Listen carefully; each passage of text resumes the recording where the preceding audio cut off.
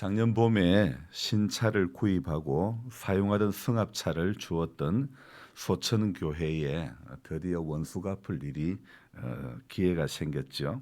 사용하던 그 교회에서 사용하던 프로젝터가 희미하고 또 영상도 이렇게 영상이 희미하고 음향이 잘 안 들린다 하였는데 우리 교회가 공사 중이라서 바빠서 갈 수가 없었지만 은혜를 입었던 곳이고 시간이 많이 걸리지 않는 일이기 때문에 그저께 오후 잠깐과 어제 오후에 시간을 내어 가지고 음향을 다시 세팅해주고 또 영상 프로젝트를 새로 구입해서 바꾸어 주었습니다. 생각보다 밝고 선명한 화면으로 인해서 어제 수요 예배를 드리는 그 교회 성도님들이 좋아할 것을 생각하니 이렇게 참 보람이 되었죠. 그만한 교회들이 사용하던 승합차를 매매하고 신차 구입에 보태기가 마련인데 작년에 그 교회에서는 통 큰 섬김을 해주었기 때문에 저도 그 마음에 보답하는 마음으로 재능 기부를 하였던 거죠. 사실 작년에 수박 농사를 지을 때 인부들을 실어 나르려고 승합차가 필요했었는데 평소에는 제가 그다지 많이 필요하지 않았고 그러던 차에 올해 제 작은 처남이 임지를 옮겨간 교회에 승합차가 없어서 보내고 말았습니다. 제게 있을 때에는 파트타임으로 사용되어지던 승합차였지만 그 교회로 가게 되면 풀타임으로 사역을 하게 되므로 기쁜 마음으로 보낼 수 있었던 것입니다. 제가 받을 때는 있는 그대로 받아 칠이 벗겨진 뒷문짝도 교체해서 탔고 또 제게서 보낼 때는 옆문짝도 잘 안 열리던 것을 수리하고 타이어까지 교체해서 보냈습니다. 아무래도 그래야 마음이 편할 것 같아서 그렇게 기쁜 마음으로 헌신을 했는데요. 아마 또 하나님께서 우리 교회에 승합차가 필요하다면 저는 더 좋은 차로 주실 것을 믿기 때문에 또 영원한 내 것은 세상에 어디에 아무데도 없습니다. 그렇기 때문에 주님이 쓰시겠다면 언제나 만사 오케이 해야 되는 것이 저의 신조입니다. 살면서요 내가 움켜쥐고 있는 모든 것이 다 내 것이 아니고 주님으로부터 온 것임을 우리는 알아야 되는 것이죠. 어느 목사님이 하신 말씀이 이런 말씀을 하시더라고요. 내가 가진 것은 죄밖에 없다고. 내가 가진 것은 내 죄밖에 없다. 제가 30년 전에 부흥회 때 들었던 말씀이었지만 이게 아직도 생생히 기억나는 것입니다. 내 것이라고선 내가 진 죄밖에 없다는 것, 이 말. 내가 살아왔던, 그러니까 제가 살아왔던 삶이 누구보다도 죄악에 더 많이 노출되었고 더 많이 흔들렸기 때문에 그런 것은 아닐까. 그래서 오래도록 제 안에서 기억이 남아 있는 것입니다. 마치 포도원의 노래처럼 극상품 포도나무를 심었는데 들포도를 맺었다고 하는 이 이사야 5장과 같은 모습이었죠. 하나님께서는 오늘 이사야 선지자를 통하여 비유로 말씀을 하고 있지요. 물론 2절을 보면요. 주인이 땅을 파서 돌을 제하고 개간하여서 극상품 포도나무를 심었다고 하고 있죠. 그리고 2절에 보니까 또 무엇을 했다고요?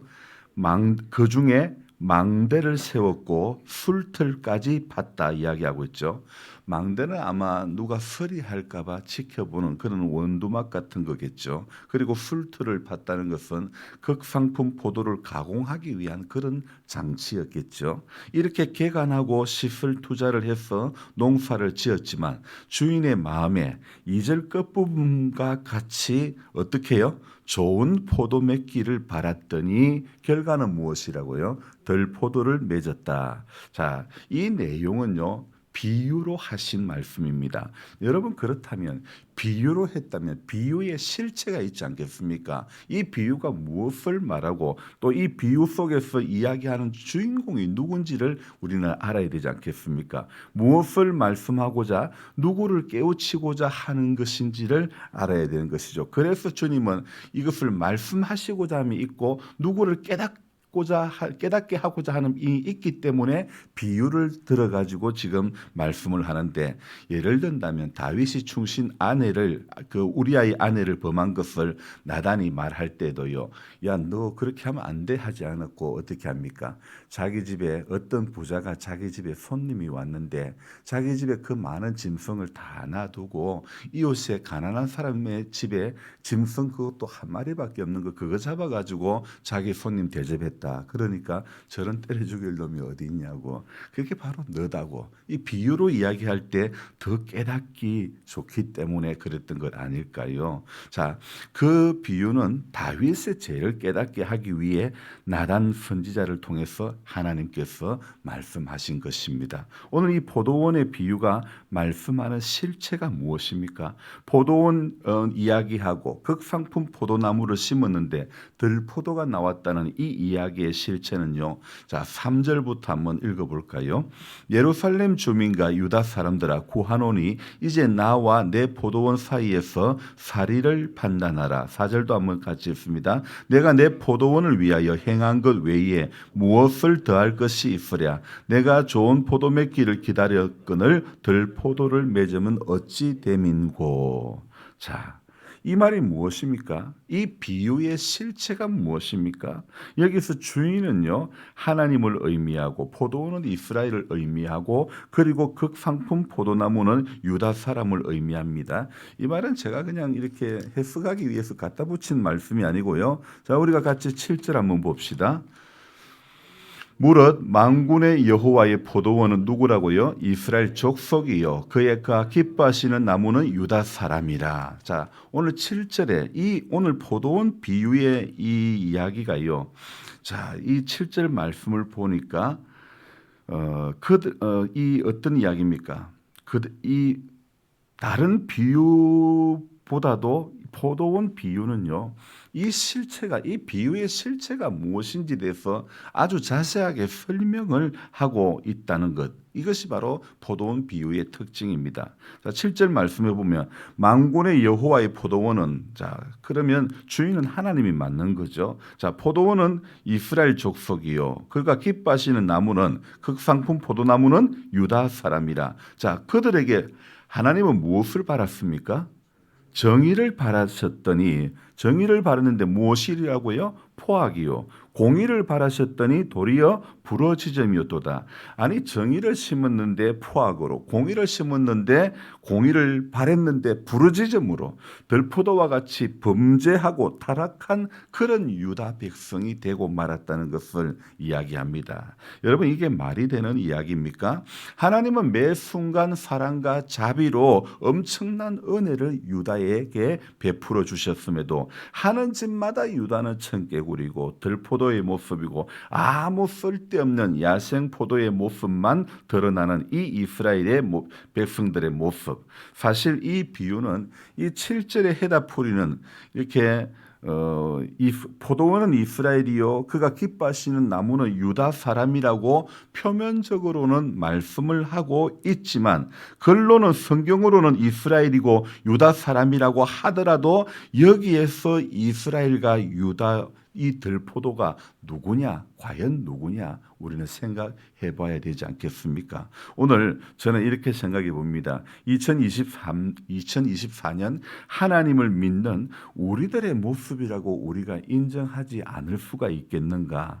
여러분, 하나님은 항상 극상품과 같은 것을 우리에게 주시는데 우리가 하는 것은 무엇입니까? 우리가 하는 것은 항상 어쩌면 들포도 같은 그런 모습일 때가 너무 많다는 것. 항상 하나님은 최고의 것을 주시는데 우리는 어떻습니까? 눈먼 것, 다리 저는 것. 하나님은 최고의 시간을 주시는데 최고의 날 안식일을 주셨는데 우리는 남는 시간만 가지고 하나님 앞에 들여왔지는 않았습니까? 남는 시간만 가지고 예배자로 설 때가 어쩌면 더 많지 않았느냐 이 이야기입니다. 며칠 전 종탑을 올리면 그 안에 참 이 실제 종을 달고 싶어서 사마리아의 한 교회에 제가 종이 있다는 정보를 듣고 갔는데 그 교회 목사님은 이렇게 경로당에 가고 안 계시고 종을 제가 한번 이렇게 쳐보니 소리가 너무 좋은 거예요. 너무 맑고 속으로 탐이 났습니다.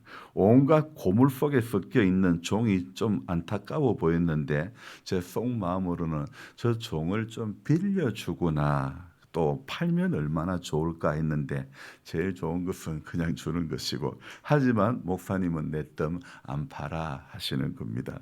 그 교회에서는 고물과 함께 뒤섞여 있고 우리 교회로 오게 되면 아주 제가 귀중하게 보관하고 또 비도 안 맞게 하고 실제 종도 치고 싶었는데 사용하지 않는 종을 비 맞게 하고 방치해 놓고 그대로 가지고 계시겠다고만 하셔서 그냥 왔는데, 참 어찌 보면 자, 써지는 않고 남 주기는 아깝고 뭐 이거요. 제가 이 목사님을 폄하하려고 하는 건 아닙니다. 우리 심정이 그렇다는 겁니다. 내가 내 써자니까 뭐 내가 안 쓰면서 남 주자니까 아깝고 그런 심리가 우리 가운데는 좀 많이 있지 않습니까? 이스라엘까지 유다까지 갈 것도 없습니다. 주인은 극상품 포도나무를 바라고 땅을 파고 돌을 제하고 심었지만 들포도가 나왔다는 이 이야기, 오늘 어쩌면요, 오늘 우리가 믿는다고 하지만 움켜쥐고 있는 우리들의 이야기를 말하고 있는 것 아닐까요? 하나님은 우리의 필요를 아시고 매 순간 가장 좋은 것으로 우리들에게 자비롭게 베풀어 주시는데, 나는 과연 어떤 포도를 맺고 있는가? 나는 어떤 열매를 달고 있는가? 예전에는요, 머루포도라는 것이 있었는데 지금도 뭐 있는 집이 있죠. 그것도 얼마나 맛있게 먹었는지 모릅니다. 하지만 요즘은요, 샤인머스켓 같은 그런 포도가 나오니 머루포도 같은 것은 맛없어서 못 먹는 거예요. 이 세상이요, 전부 샤인머스켓 같이 너무 달달하고 세상의 재미가 너무 맛있는 거예요. 내 신앙이 샤인머스켓과 같이 달달한 신앙이 되어야 되는데 우리가 느끼는 달달함은 교회 안에 있지 않고 세상 안에 있을 때가 더 많다는 것입니다. 극상품 포도나무를 심었다는 것은 극상품 포도를 바랬던 것 아닙니까? 샤인머스켓을 바랬는데 시끄럽기만 하고 단맛은 하나도 안 나는 그런 맛없는 포도만 달렸다는 이 이야기. 자, 우리에게 접목해야 됩니다. 우리가 적용해야 될 것은 바로 최상의 것을 주신 하나님 앞에 우리 역시 최상의 것을 올려드려야 되는 것이 맞다는 거죠. 자, 이스라엘 백성들이 왜 고통을 당했습니까? 극상품 포도나무를 심었는데 들포도를 맺었다는 것. 자, 반대되는 열매를 맺었기 때문에 고통을 당하고 만 것이죠. 우리 역시 말씀과 반대되는 길을 걸어가면 들포도밖에 이렇게 맺혀질 게 없는 거죠. 여러분, 말씀이 지시하는 방향으로 걸어갈 때에 극상품 포도나무를 맺는 것이죠. 말씀이 지시하는 것을 삶 속에 적용하며 살아가려고 애쓰고 몸부림칠 때에 우리 삶에 이렇게 아름다운 극상품 포도와 같은 그런 열매가 맺어지는 것입니다. 여러분, 사람은 누구나 다 열매를 맺고 살아갑니다. 오늘도 우리는요, 좋은 열매를 맺어야 되는 것입니다. 들포도 맺는 삶이 되면 안 되는 것입니다. 그러므로 이 하루를 살아갈 때에 오늘 하루의 삶 가운데 하나님 말씀과 동행하는 삶, 즉 극상품의 삶이 되기를 바란다면 오늘 우리가 기억해야 될 것은요, 지금 기도하는 이 자리보다도 살아가는 삶의 자리 가운데서 우리는 더 소중하게 생각해야 되고, 지금 예배하는 자리보다도요, 우리 삶의 자리에서 하나님께서 이 자리를 더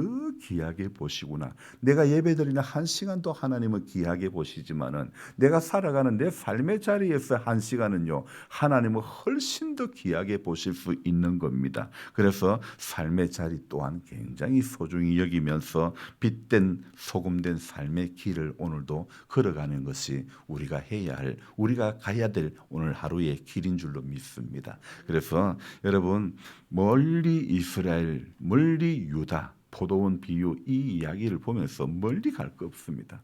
항상 성경 말씀 앞에 설 때마다 우리가 깨달아야 될 것은요, 기록된 이 말씀, 비유로 주신 이 말씀이 저기 먼 옛날의 이스라엘에게, 먼 예전의 유다 사람들에게 주신 말씀이긴 하지만 오늘을 살아가는 내게 역시 유효하게 적용되어질 말씀이라는 것을 생각할 때에 우리 삶에 하나님 앞에 또 극상품 포도와 같은 아름다운 열매를 맺을 수 있는 그런 인생들이 되기를 주님의 이름으로 축원합니다. 기도하겠습니다. 좋으신 하나님 아버지, 이사야 5장에 나오는 이 포도원의 비유는 우리가 수없이 듣고 읽었던 말씀입니다. 하나님, 또 설교를 통해서 수없이 이렇게 마주대했던 본문이기도 합니다. 하나님, 그러나 이 본문이 무엇은 무엇이고, 포도나무는 무엇이고, 극상품 포도나무는 무엇이고, 포도원은 무엇이며, 이것이 중요한 것이 아니라 이 말씀 앞에 선 우리 한 사람 한 사람이 나는 어떤 열매를 맺고 있는가, 이스라엘 이 유다뿐만 아니라 그들이 들포도를 맺은 것뿐만 아니라 우리 삶에는 내가 이 말씀을 대할 때마다 나는 어떤 열매를 지금 맺고 달고 있는가를 생각해 보지 않을 수가 없습니다. 하나님, 우리의 삶에는 정말 극상품 포도와 같은 정말 달달한 샤인 머스켓과 같은 그런 것이 우리의 신앙에 맺어져야 하는데, 우리는 그 달달한 그 맛있는 것이 우리의 삶에, 우리의 신앙 안에 있지 않고 오히려 세상 속에서 그 달달함을 더 느끼고 찾아가고 있지는 않습니까? 하나님, 눈에 보이는 것은 영원하지 않습니다. 눈에 보이는 것은 잠깐입니다. 눈에 보이는 이 세상에서 느끼는 재미는 잠깐입니다. 하나님, 우리는 영원한 것을 사모하게 하시고 또 그 영원 앞에 영혼을 사모하는 마음을 가진 우리 성도님들은 한 사람 한 사람이 하나님, 오늘도 좋은 열매 맺기를 사모하며 기도하며, 예배드리는 한 시간도 중요하지만은 삶의 자리는 더 중요한 것임을 더 기억하고, 내가 거룩하니 너희도 거룩하라고 주님 삶의 자리에서 빛이 되고, 삶의 자리에서 조금도 손해보지 않으려고 하는 것이 아니라 예수 때문에 조금이라도 더 손해보려고 하고 조금이라도 더 이해하려고 몸부림치고 애쓰는 그런 우리들 될 수 있도록 도와주옵소서. 내가 죽어야 예수로 사는 것인데 내가 살아서 아직도 예수님은 드러나지 않고 냄새나는 내 모습, 그런데 그것이 우리는 깨끗한 줄 알고 잘 믿는 줄 알고 거룩한 줄 알고 선한 줄 알고 착각할 때가 너무 많습니다. 알고 보면 우리 자신만큼 선하지 못하고 열매 맺지 못하고 거룩하지 못하고 경건하지 못한 인생들이 어디에 있겠습니까? 하나님, 말씀 앞에 설 때마다 아직도 내 안에 들포도가 많이 있음을 생각해 보지 않을 수가 없습니다. 이사야 5장을 통해서 주시는 이 포도원의 비유가 하나님, 먼 예전의 이야기가 아니라 2024년을 살아가는 우리들의 신앙 가운데 일어나는 이야기라고 분명히 생각되어집니다. 하나님, 우리 신앙이 좋은 열매 맺는 신앙, 하나님, 그래서 정말 주인의 쓰심에 합당한 그런 일꾼들 다 되어지게 도와주옵소서. 예수님의 존귀하신 이름 받들어 감사하며 기도드리옵나이다. 아멘. 간절한 마음으로 주여 부르고 기도합니다. 주여, 주여, 주여. 좋으신 하나님, 새로운 한 날 또 시작하게 하시고 또 깨워주시고 예배 자리에 서게 하신 것 감사합니다.